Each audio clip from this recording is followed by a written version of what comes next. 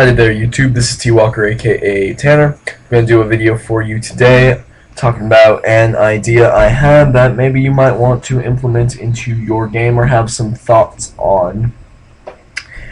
But it's going to be probably kind of a rambly video. But anyway, so the idea originated as this: to split a 3.5 Dungeons and Dragons game up a little bit and change the classes and abilities and change it up a little bit and maybe get something a little bit different, something that would be cool. So my idea would be this: would be base classes and culture classes, and I'm going to explain what I mean by those. So the base classes would be your base classes would be the skills guy, the fighter, even though the fighter is just a skills guy who emphasizes in this combat skill. If there's a combat skill, if there's not, you need a skills guy and a fighter. A wizard and a cleric. Of course, they would just be kind of like archetypes. So you got, skills guy, combat guy, magic user, healer, right? Their names are not really matter. But so when you level up, you get a level of one of these four base classes. Get some of get their stats. I mean, that's base attack bonus, skills, and spells. And that's all you get. All these base classes would be, and health would be, health, base attack bonus, skills.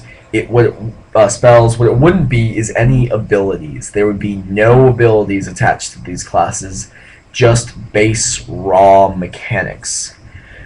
Now, also, when you leveled up, you would get to pick a culture class or a special sort of class, depending on the game you were in or the environment you were in, where you were learning what from. And what I mean by this is, if your character, is a paladin, right, then maybe he could choose some abilities from the paladin culture class, right? And you would snag a few abilities from that as long as you were, being trained by paladins. Or if you're being trained by druids, you can snag some abilities from, their culture class. But it would be dependent on where you were in the game and what you could learn. For example, if you were just kind of, a bum, you could snatch abilities from the bum culture class or something like that. So the main idea is you would have your archetypes, and then you would have your archetype classes, and then your profession classes. And these profession classes would be where your character is right now, if he's being trained as something, right? And so you would, and because 3.5, I was looking at it, it has, your base attack bonus and all this, and then it has, what you get when you level up that class. And what I was thinking is if we, took those out a little bit, modified them so they'd be more a little bit, modified them so, they'd be a little bit more even, right? But still kept those base stats there, and kind of, like I said, modified the base stats so they were a little bit more even.